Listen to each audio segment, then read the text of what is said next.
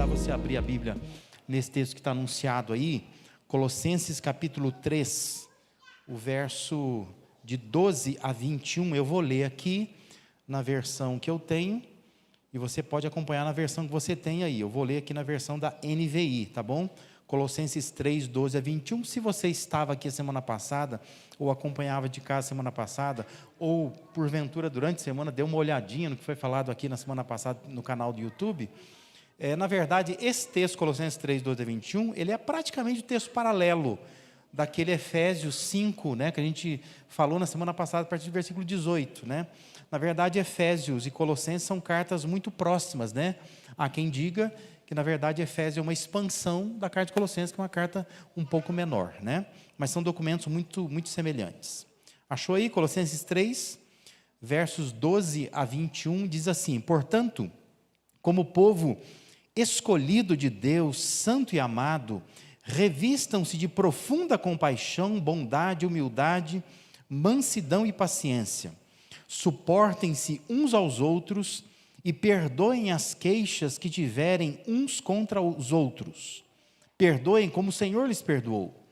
Acima de tudo, porém, revistam-se do amor, que é o elo perfeito. Que a paz de Cristo seja o juiz em seus corações, visto que vocês foram chamados a viver em paz, como membros de um só corpo, e sejam agradecidos. Habite ricamente em vós a palavra de Cristo, ensinem e aconselhem-se uns aos outros com toda sabedoria, e cantem salmos, hinos e cânticos espirituais com gratidão a Deus em seus corações.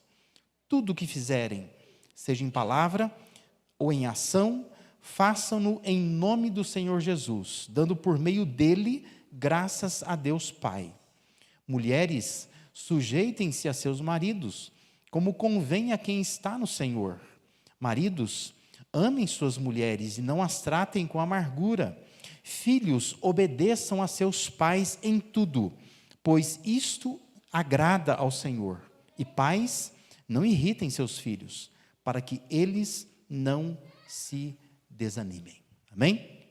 Eu quero conversar um pouco com os irmãos hoje e definir algumas coisas, né? Uma dessas coisas, eu quero definir o que é família, o que significa esse conceito de família, porque quando a gente define as coisas, a gente consegue lidar melhor com essas coisas, porque a gente entende, né, o que significa exatamente isso.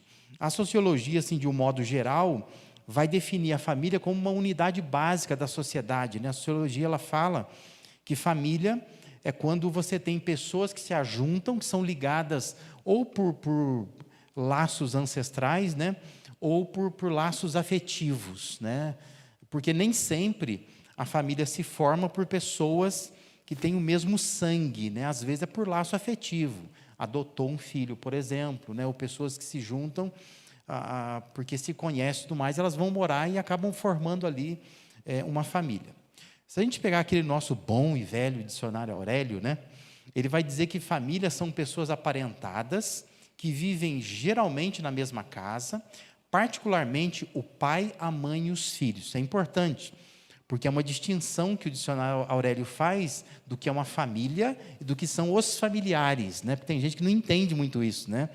O casal se casa, né? Saiu de casa lá, casou, mas ainda não saiu de casa de fato, porque está todo mundo misturado, né? Então, a família de fato é o pai, a mãe e os filhos, né? Esse núcleo familiar. Os demais vão se tornando familiares, né? De modo geral é família, mas a família que você cuida, que você olha, é essa família pai, mãe e filhos. O Pércio Santos de Oliveira, que também tem um dos dicionários aí dele, né? Ele acaba definindo família como o primeiro grupo social a que pertencemos. Ou seja, para ele, família é uma sociedade em miniatura, sabe?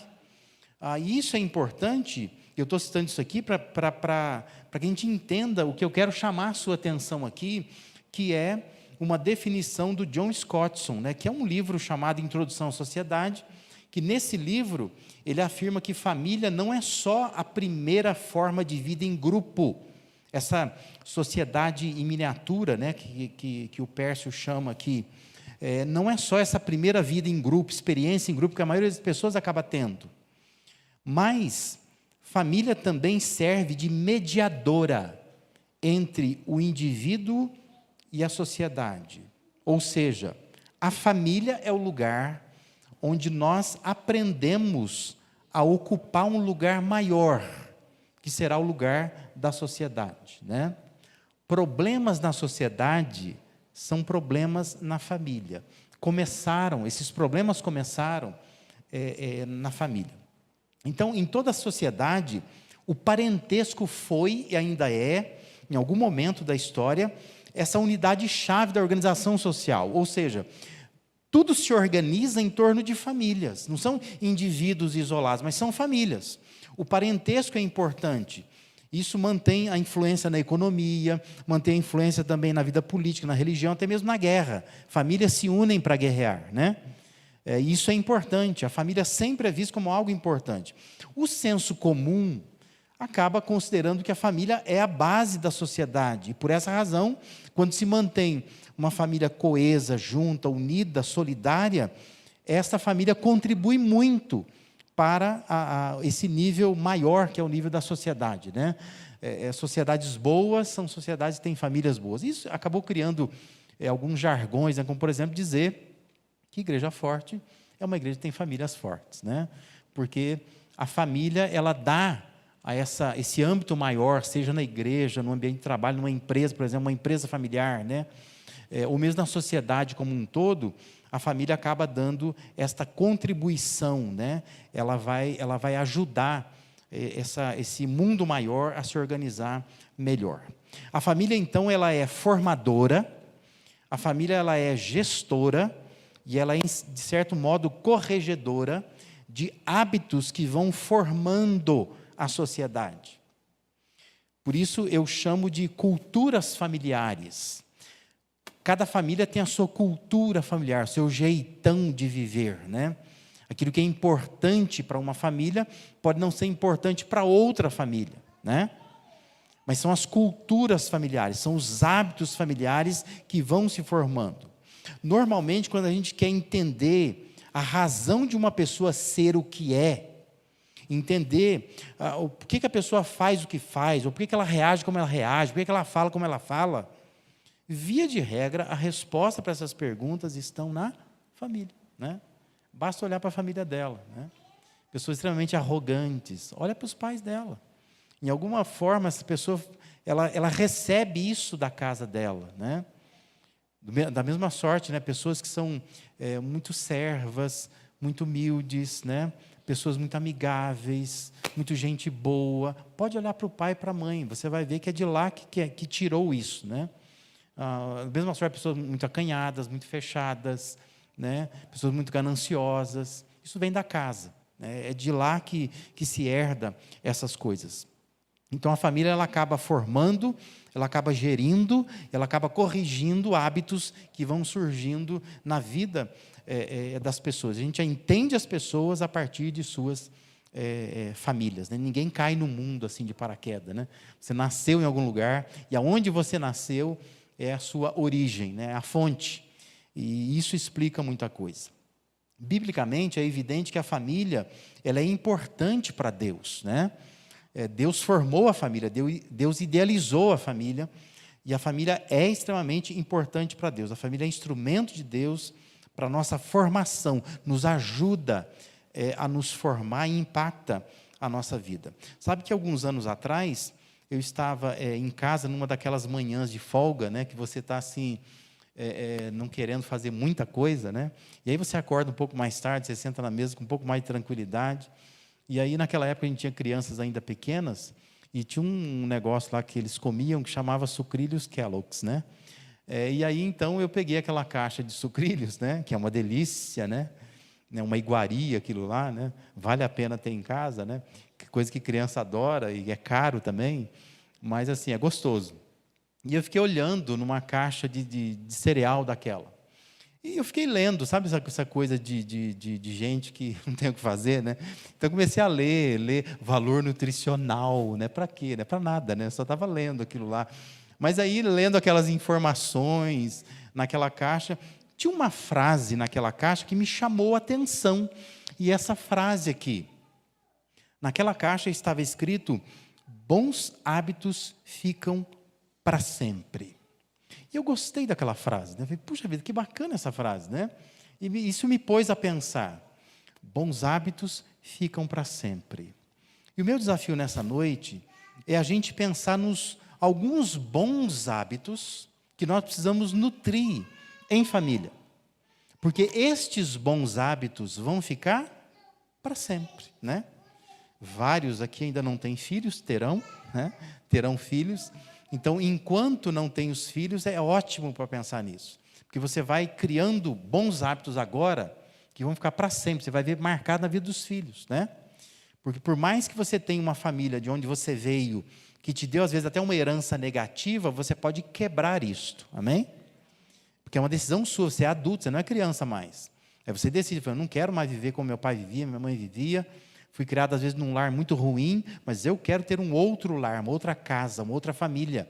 E eu então resolvo mudar. E aí então você começa uma nova história, criando filhos num outro padrão, com outros hábitos, hábitos esses que vão ficar para sempre. E você vai mudar a vida de gerações.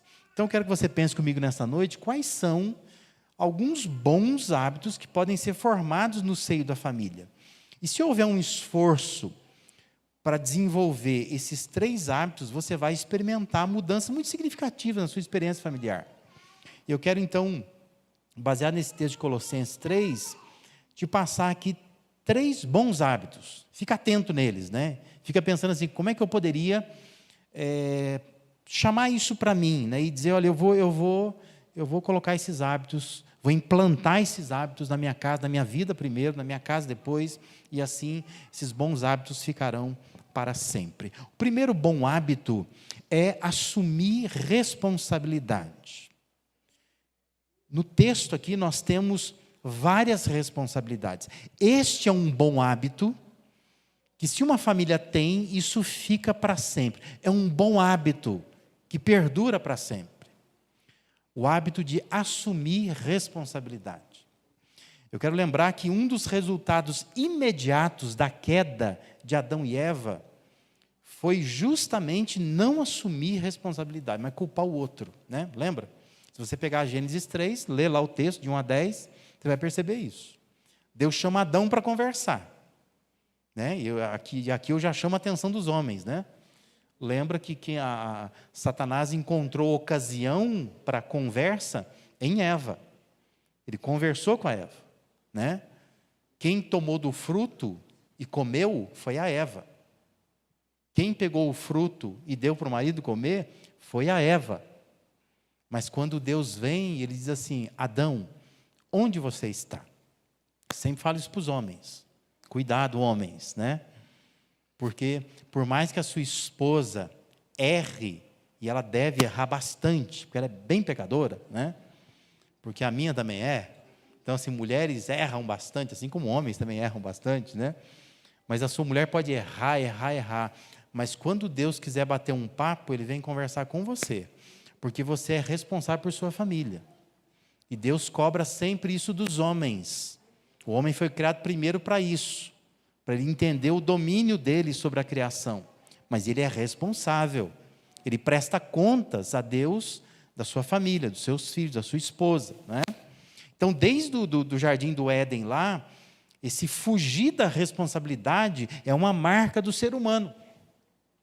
E esse texto de Colossenses aqui é rico em responsabilidades. Veja quantas e sobre quantas áreas da vida elas estão impostas.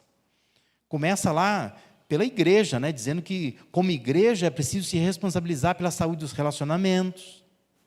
Nós precisamos oferecer suporte, perdoar, viver em paz, aconselhar. Isso é responsabilidade nossa, como cristão. Paulo está colocando sobre nós, sobre os nossos ombros. Nós temos que viver em paz uns com os outros. Temos que saber aconselhar uns aos outros. Temos que saber edificar uns aos outros, suportar uns aos outros, não é? Mas no que tange ao convívio familiar, especificamente, quais são as responsabilidades que Paulo atribui aí a nós? Veja lá, qual a responsabilidade da esposa? Ele está dizendo: esposas, sede submissas ao próprio marido, como convém no Senhor. Isso é responsabilidade. Isso não é algo assim que Paulo escreveu dizendo assim, está aqui, tá? Aí você fica olhando, né? Você fica vendo a frase, para trás, para frente, acha bonito, né? Aí você posta no Instagram, põe no Facebook, prega na geladeira da sua casa. Só isso. Não, isso é uma responsabilidade. A mulher é responsável por isso, ela tem que assumir essa responsabilidade. E fazer isso, né? Eu sempre digo e insisto, a Bíblia não nos dá uma lista de direitos, ela nos dá uma lista de deveres. Então não cabe a mulher ficar dizendo assim, mas se o meu marido fizesse a parte dele, eu faria a minha, né?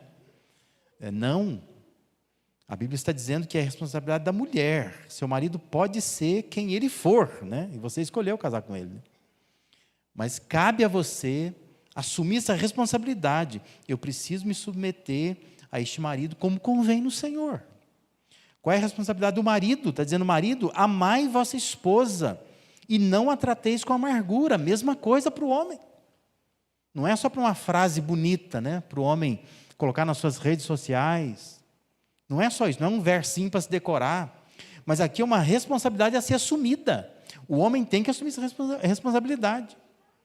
Eu preciso amar a minha esposa, seja ela quem for, né? Que talvez também você vai ficar dizendo assim, mas precisa ver a minha esposa. Não é fácil amar uma mulher dessa, né? Mas ainda que ela não seja submissa a você, ainda que ela goste de mandar, que ela dê as cartas todas, arma todas as jogadas a semana inteira, que ela te irrita constantemente, a sua responsabilidade é amar sua esposa. E Paulo aqui no caso de Colossenses diz que é para não tratar ela com amargura. Literalmente significa, não faça a vida dela amargar. Não faça. Trata essa mulher com carinho, com afeto, com amor, né?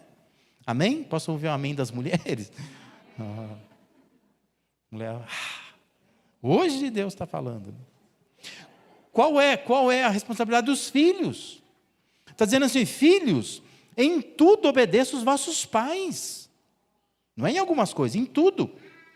Pois fazê-lo é grato diante do Senhor. Os filhos são responsáveis por isso.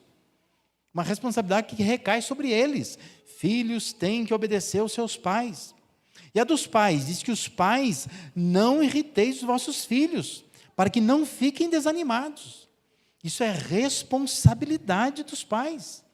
Os pais precisam trabalhar para educar os seus filhos, para não irritar os filhos o tempo todo, para serem coerentes, consistentes, na hora de dar as regras, de fazer disciplina acontecer, não é? Às vezes os pais atrapalham os filhos, porque é uma responsabilidade dos filhos. Os filhos têm que obedecer aos pais. Mas os pais ficam negociando, né? Não estou muito afim, né? Porque eu falei que não podia, mas ele fez. Mas como eu já estou muito cansado no fim do dia, deixa passar, né? Você não está ajudando o seu filho a assumir a responsabilidade dele. Ele tem que arcar com a responsabilidade.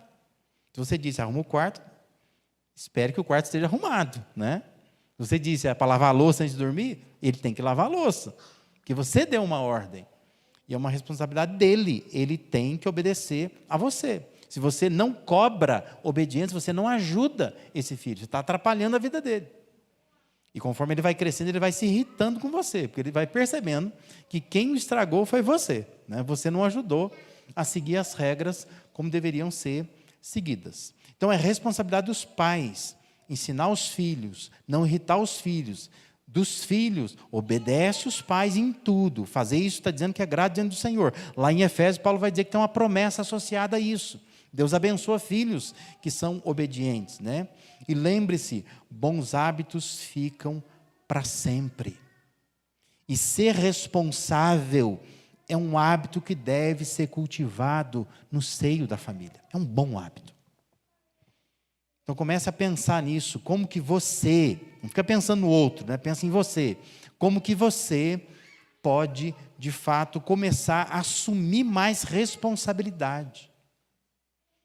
Talvez a mulher precisa chamar para si essa responsabilidade de ser auxiliadora do marido. Eu vou auxiliar o meu marido. Deus me chamou para isso, me criou para isso, para auxiliar o homem. E eu vou fazer isso. Talvez o homem tenha que chamar a responsabilidade para si. Eu vou cuidar bem da minha esposa. Eu não vou tratar essa mulher com amargura.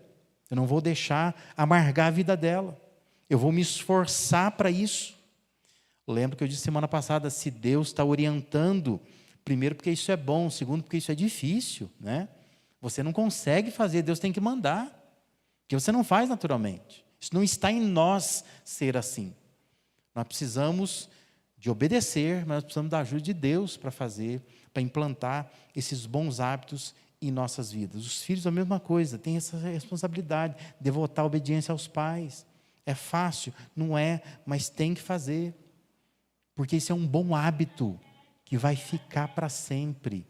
Filhos que obedecem os pais, depois fica mais fácil ensinar os seus próprios filhos a obedecê-los também como pais. Porque isso vai gerando um hábito que vai durando para sempre.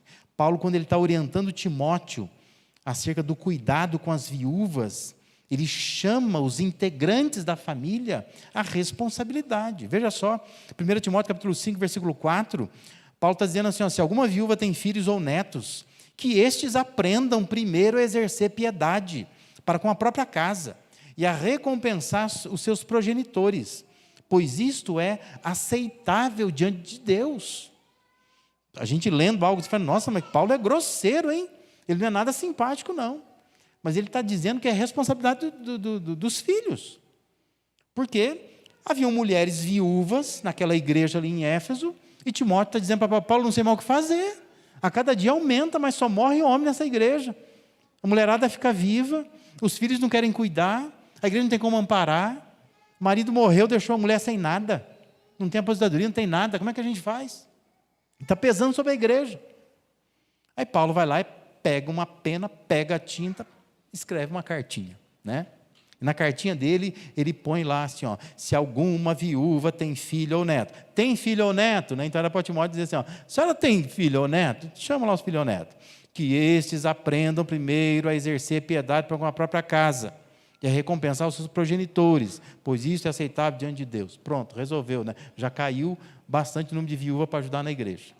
Porque boa parte daquelas viúvas deviam ter filho ou neto, né? Mas cadê os filhos e os netos dessas viúvas aí? Eles têm que ajudar, eles têm que fazer. Responsabilidade deles, não é da igreja. Porque provavelmente Timóteo está ali sofrendo. Ele é um pastor jovem, não aguenta mais, todo mundo criticando, dizendo, nossa, essa igreja não ajuda as viúvas. Mas, gente, a igreja tem que ajudar essas viúvas. Elas não têm filho e neto. Os filhos e netos têm que ajudar. Responsabilidade deles.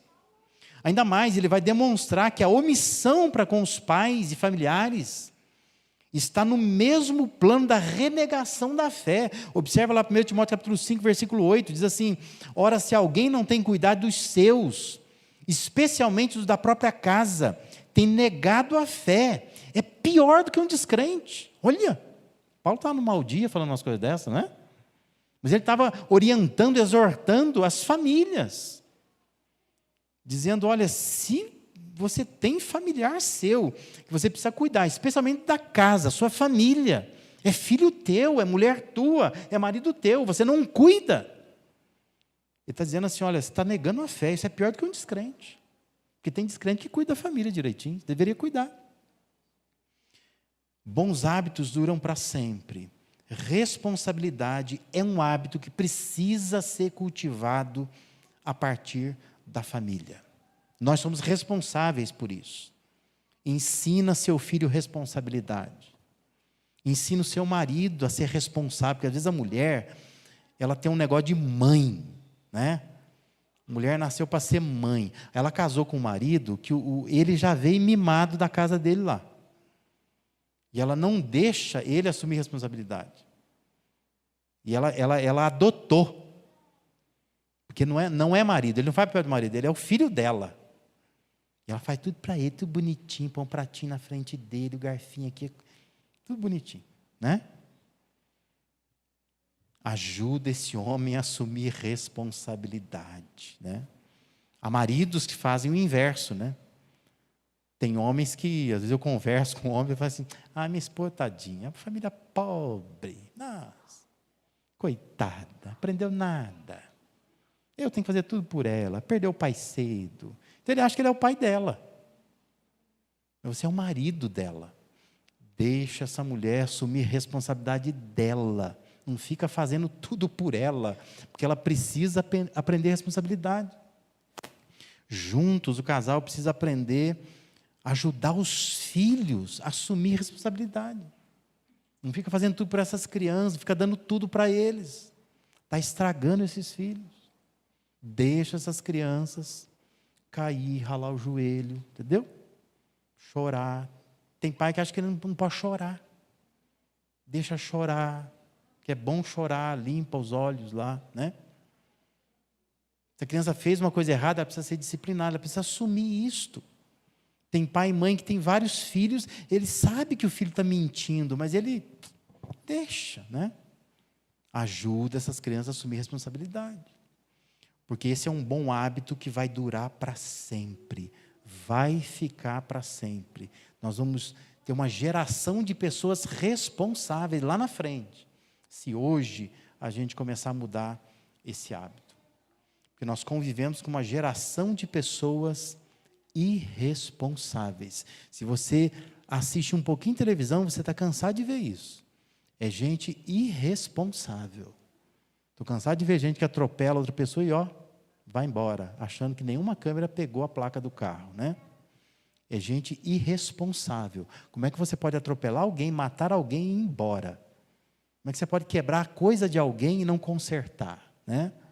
Isso é irresponsabilidade. Nós precisamos assumir responsabilidade e ensinar isso para as pessoas. Porque nós vamos ter uma geração lá na frente de pessoas mais responsáveis, uma sociedade, né, mais responsável. Porque a gente também se coloca na posição só de criticar a sociedade, o governo, mas nós, como famílias cristãs, precisamos contribuir para que a sociedade seja mais honrada. O segundo hábito que é bom a gente aprender, e ele fica para sempre, é aprender a renúncia. Para viver bem em família, cada um precisa dar um pouco de si. Nós vivemos essa cultura do querer receber, a cultura da autossatisfação, da supervalorização do bem-estar, né? A gente quer estar bem o tempo todo, da maximização dos direitos, da evasão, da fuga dos deveres. Entenda uma coisa, viver bem em família custa. Não é simples viver em família. Custa, né?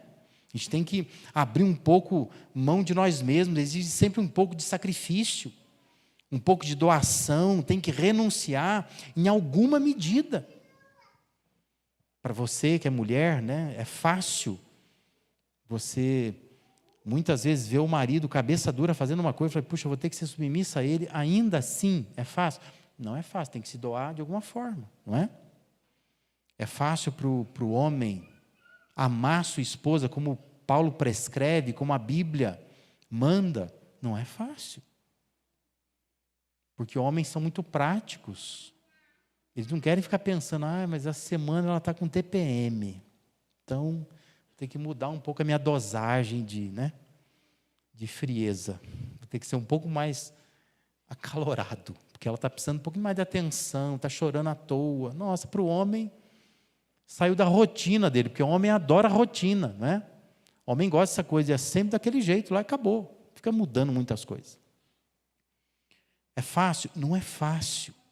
Tem que aprender a se doar, fazer sacrifícios. Puxa, essa semana eu tinha que fazer umas horas extras, né?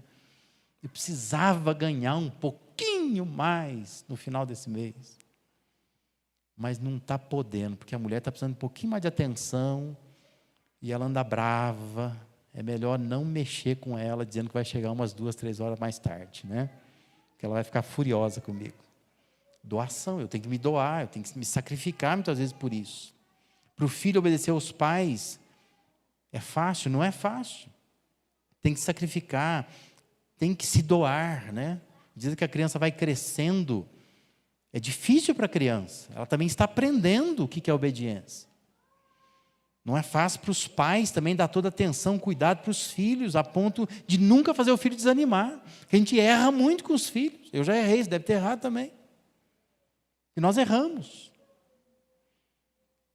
Não é fácil, mas você tem que se renunciar, você tem que se doar, você tem que diminuir um pouco o ritmo da vida para poder então contribuir para a vida desse filho.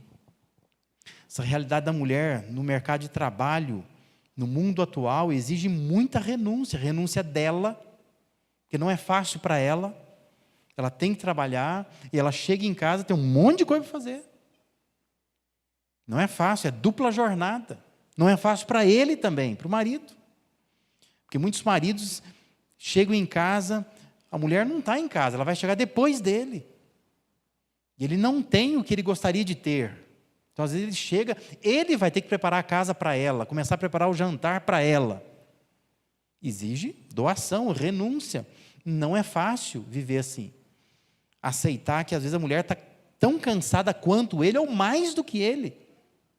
Porque antigamente tinha essa postura, não, o homem está sempre cansado, a mulher, ela está tranquilinha em casa. Hoje não.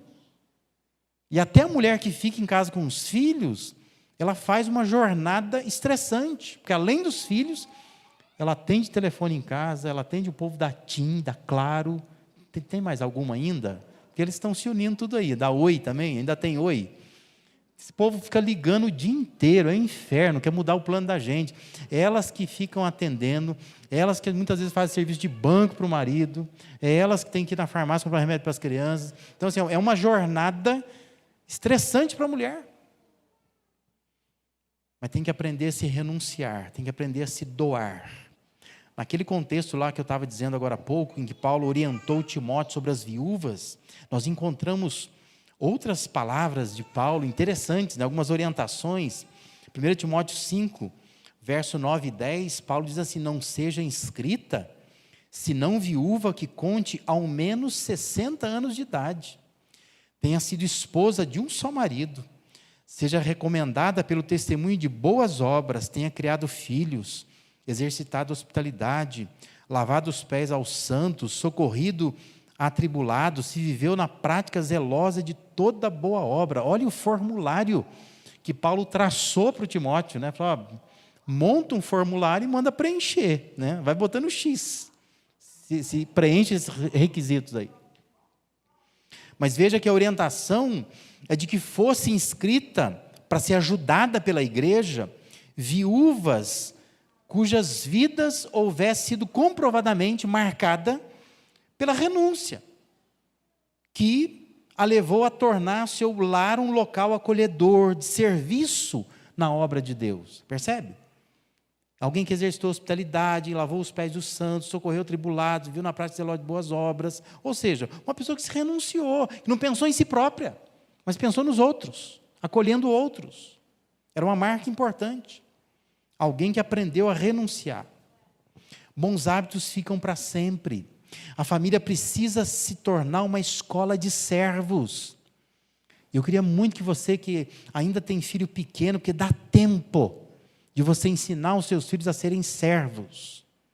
E nós formarmos uma geração de servos. Porque também nós estamos numa geração de pessoas que querem ser servidas, pessoas que querem alcançar altas funções, altas patentes. Mas cada vez mais nós temos menos pessoas querendo servir, ajudar de fato. Não é pequeno o número de igrejas, que você não consegue pessoas mais para servir na igreja, para fazer alguma coisa na igreja. Porque as pessoas já não querem mais ser servas, e a família precisa ser uma escola de servos. Torne a tua família uma escola de servos. Nós estamos aprendendo a servir ali em casa. Os filhos são servos, sairão para servir a sociedade, servir a igreja, servir aonde estão trabalhando. Porque nós precisamos ter esse hábito que vai ficar para sempre. É um hábito que precisa ser cultivado no seio da família, a partir da família. Aprenda a renúncia. Aprenda a abrir mão de direitos. Pare de ficar brigando o tempo todo, porque nós temos hoje um povo que só sabe brigar e não sabe dizer, olha, tá bom, né? Talvez eu não tenha razão, você tenha razão, então eu tiro o meu time de campo e fica tudo bem assim, é melhor para todo mundo, né? Porque nós estamos convivendo com uma geração que aprendeu a brigar e quer brigar o tempo todo. Nós precisaríamos mudar isso e gerar um hábito que vai durar para sempre, que é esse hábito de aprender a renúncia. E um terceiro e último hábito, eu quero que você pense em como você pode agregar isso à sua vida, à sua família, é abraçar a sensatez. O apelo inicial do texto que nós lemos é o seguinte: revesti-vos, pois, como eleitos de Deus. Paulo está dizendo assim, revesti-vos, pois, como santos, como amados, de ternos afetos de misericórdia, de bondade, de humildade, de mansidão, de longanimidade. Paulo está dizendo, se revista disso. Vista essas coisas. É curiosa a forma como Albert Einstein, ele definiu insanidade. Isso é uma frase extremamente conhecida, mas ele diz que insanidade é fazer a mesma coisa uma e outra vez, esperando resultados diferentes. Isso é insanidade. Se você não for capaz de renovar os seus atos, de renovar suas atitudes, suas palavras, todos os dias na sua vida em família, você está agindo como um insano e precisa abraçar a sensatez, ser sábio, ser inteligente. Porque se as coisas não estão funcionando, alguma coisa precisa mudar.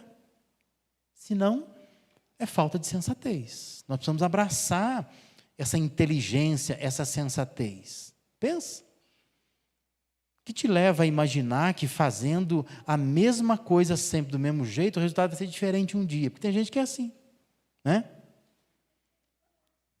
Tem mulher que é assim. Ela fala para mim assim, pastor, mas eu falo para esse homem, mas todo dia. Ele chega do trabalho, mas eu falo no ouvido dele. Eu falo, mas não adianta nada o que eu falo. Falei, pois é, né? Talvez tenha que mudar a receita, porque não está funcionando, né? Não está resolvendo. Ou cansar de bater em filho. Já cansei de bater nessa criança, não sei mais onde bater nessa criança. Já vou ser presa, tanto bater nessa criança.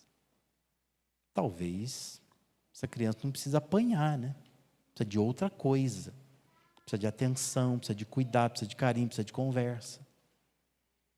O que te faz pensar que você está fazendo a mesma coisa sempre do mesmo jeito, de repente vai dar um resultado diferente? Há um belo dia,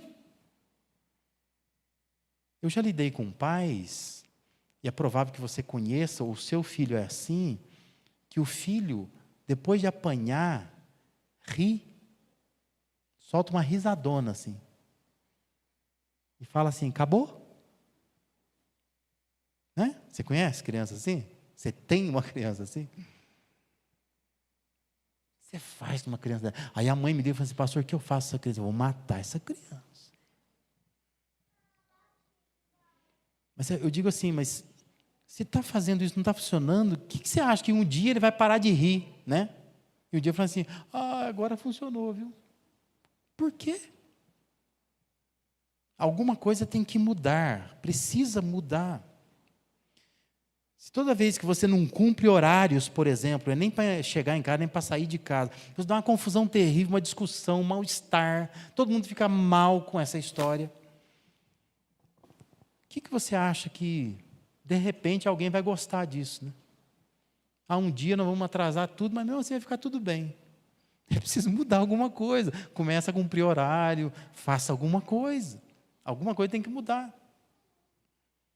Se cada vez que o seu cônjuge está, por alguma razão, não está muito disposto, ou disposta, né, a mulher, a falar, a conversar, e você, às vezes, fala de uma forma grosseira com a pessoa, isso dá uma briga feia.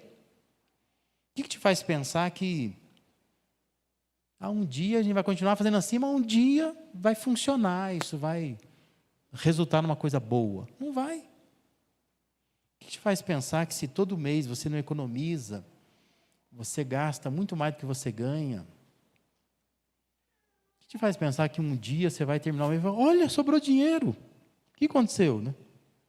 Não vai acontecer. Só vai acontecer se você mudar alguma coisa.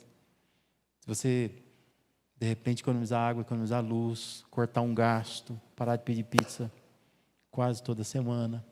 Alguma coisa tem que fazer.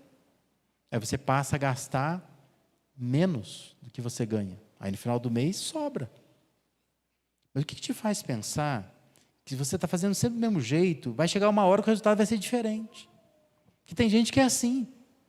Por isso que eu falo, é gente doida. Precisa abraçar a sensatez. Porque às vezes diz assim, pastor, ora por mim. Ora por mim, porque todo mês, nossa, mas eu não consigo nem dar o dízimo na igreja. Você acha que é a oração que vai resolver? Tem que pegar um caderninho, uma caneta, anotar as coisas. Senão não vai resolver. Alguma coisa precisa mudar. Abrace a sensatez. Esse é um hábito que fica para sempre. Porque também nós estamos criando uma geração de gente maluca. Um povo que não tem lucidez. Que vai fazendo de qualquer maneira e acha que vai dar certo. De algum momento vai funcionar. Mas não muda. Não muda o que está fazendo. E o Einstein dizia, isto é doideira, insanidade. Isso não funciona. Abrace a sensatez. Esse é um hábito que vai ficar para sempre. Estabeleça a cultura de lucidez. Uma rede de pessoas sensatas. Gente com a cabeça no lugar, juizada. O Provérbio 3,18 diz assim, a sabedoria é a árvore que dá vida a quem a abraça. Quem a ela se apega será abençoado. Olha. Sabedoria é uma árvore que dá vida a quem a abraça. Abraça a sabedoria, isso vai dar vida para você. Será abençoado o homem, a mulher que se apega à sabedoria. Sensatez, lucidez e inteligência. Se você quer resultados diferentes, então comece a renovar suas ações. Elas precisam também ser diferentes. Porque aí os resultados então serão diferentes. Eu gosto muito desse livro, né? O Fausto conhece muito o livro, né, do Edwin Lewis Cole, né, que é o livro chamado Homem ao Máximo, é um curso. Fausto já deu várias vezes, alguns que estão aqui eu sei que fizeram já esse curso, mas tem um momento lá do livro que eu acho fantástico, né, quando eu transcrevi aí para que você veja, né, quando ele diz assim, ó, ter a intenção de mudar não é mudar, dizer que vai mudar, prometer mudar, tomar decisão de mudar, nada disso é mudar. Uma mudança só pode ser considerada mudança depois que mudar alguma coisa. Eu acho muito legal isso, né?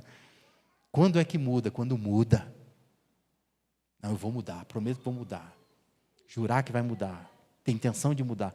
Isso não é mudança. Mudança é mudança quando muda. Quando você muda. Não foi assim com a casa lá, do apartamento para a casa, né?